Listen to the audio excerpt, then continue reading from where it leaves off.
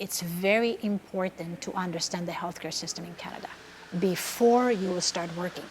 It's paramount to have your skills built, your communication, but also understanding the framework in which you're working. For IEHPs, they are walking into an environment where they are not familiar with. They're not familiar with the equipment, the software, some of the practices. There are pieces of legislation like Regulated Healthcare Provider Act. For nurses, the Nurses Act. You work in a hospital, the Hospital Act, you need to know. You know, in the long-term care, that's Long-Term Care Act, that's Mental Health Care Act, and so many others.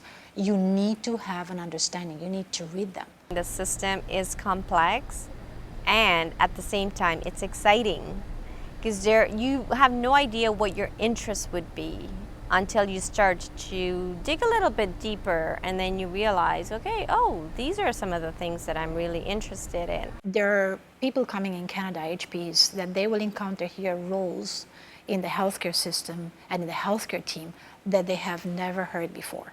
Volunteering at a local hospital, so that actually helped me be more knowledgeable about how this, like in terms of this general workplace scenarios and meeting different kinds of people and patients. Culture of Sunnybrook will be very different from culture at St. Mike's Hospital. Every organization has their own culture as well.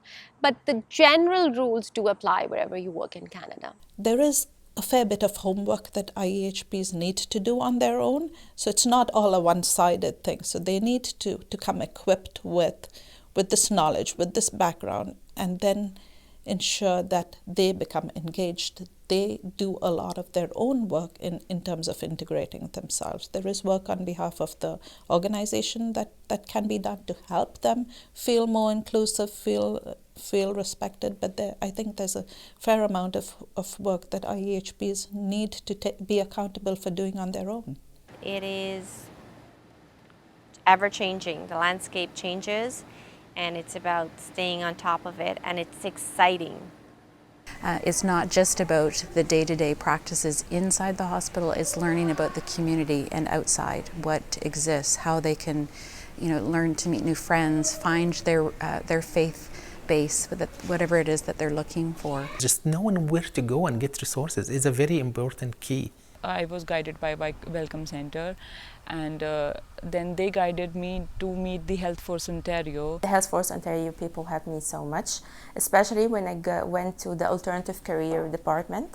So they know more about what I can do, what I can help in the healthcare system in Canada, and what are the ways that I don't know, or if I go to search by myself, I wouldn't know. Joining an organization that is specific to your profession, so I would say Care for Internationally Educated Nurses. Connect with everybody.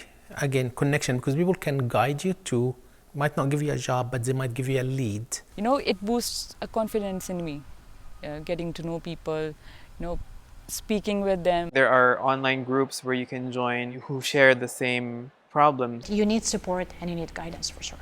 Alone you cannot succeed. Nobody can succeed alone. I can assure you. You need your team around you. For IEHPs, it's important for them, first of all, when seeking employment, to understand what are the requirements of the job and to do everything that they can in order that they fully meet the requirements of the job. See, one of the main challenges that I face over here is that I have to start my education again. I was a doctor in India. Here I might be starting from an assistant level. I'm looking into that, what should I go? But first dental assistant is for sure. After that I'll do something in public health.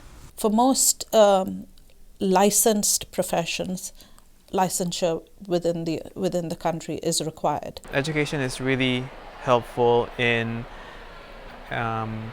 attaining your goal of becoming the profession that you were originally in. The road might get longer. It depends what specialty you are or what education you have, and you might just turn it a little bit. You might do something slightly different now, still within the same field, but do a GB and then later you can do specialty, or do a specialty and then you can do back your subspecialty later.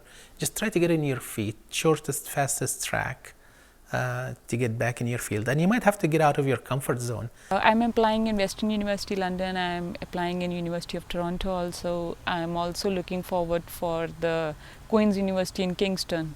So these 3 universities will be my focus, and I'll do it in public health or for PhD, but PhD is a long-term process. First I want to be stable in one job, then I'll go for PhD.